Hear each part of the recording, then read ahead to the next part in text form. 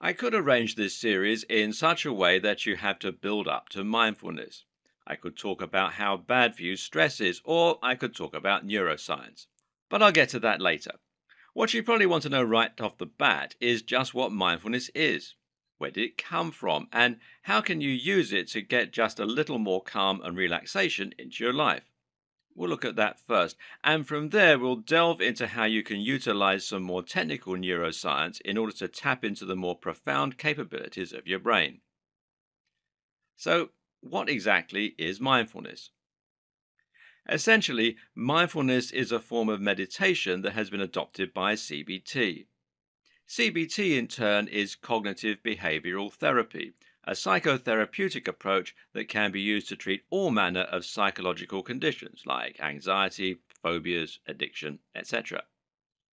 Mindfulness essentially gives us a tool that we can use to not only calm our thoughts and escape the stresses of the day, but also reflect on the contents of our mind in the interests of self improvement.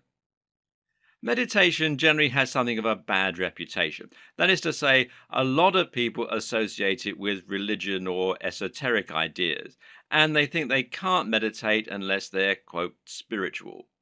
This can be off putting for someone who doesn't hold any religious beliefs or who doesn't like esoteric ideas in general. But in fact, you can practice meditation whether you are religious or an atheist. All meditation really is a directed attempt to control your thoughts and the contents of your mind, and thereby to gain some peace and quiet, or at least to be able to better understand the contents of your own brain. Many types of meditation, such as transcendental meditation, instruct you to think of absolutely nothing, and often this is achieved by focusing on your breathing, a mantra, or a physical object like a candle flame. This can be difficult for beginners, though, as they constantly find their mind wandering. The idea behind mindfulness meditation is not to try and empty your thoughts, but instead to simply step back from them and observe them like a detached third party. This way, you aren't letting your thoughts affect you and make you stressed, but you also aren't going to struggle with not being, quote, allowed to think of anything.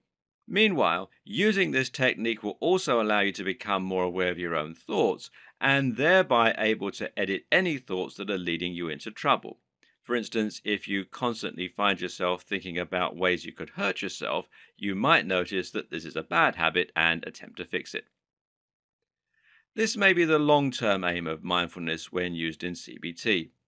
In the short term, though, we are simply going to use it in order to remove ourselves from our thoughts and emotions so that we can get some calm and thereby recover, ready to tackle the day ahead. This is what mindfulness refers to in most cases, but it has also been appropriated to mean a lot more. If mindfulness means being more aware of your thoughts, then it can also be applied outside of meditation and to the way that you go about your day. In this case, mindfulness simply means being mindful of what you're focusing on and what you're thinking about at any given point. This is very useful because very often you'll find that your mind isn't perhaps where it should be.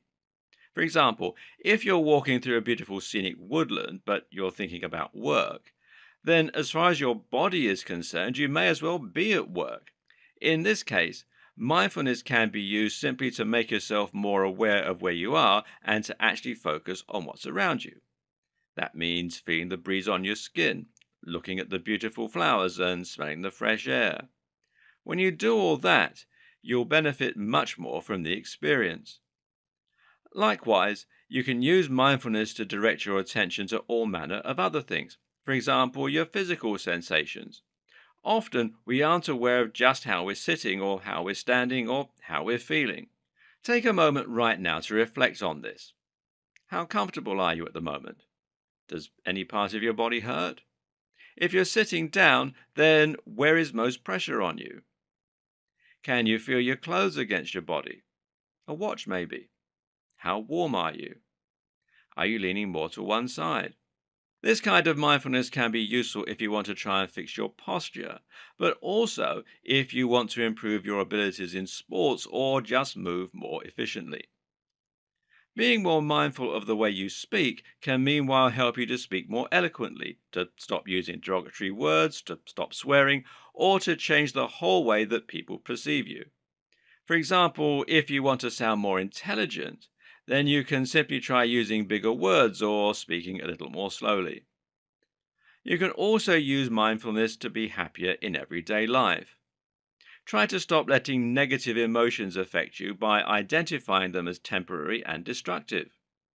You can simply notice that you're getting angry and acknowledge that your thoughts will be tainted by that. With practice, this can make you a much calmer and much happier person. But what do you find when you try to do this? In all likelihood, you find that you forget. This is just the same way that you forget to pick up bread when your other half asks you to, and it's just the same way that you forget to pick up your keys on the way out of the house. The point is, most of the time we have no control over what we're focused on or what we're paying attention to. And as such, we find ourselves forgetting things, getting into bad habits, or stressing when we should be enjoying ourselves.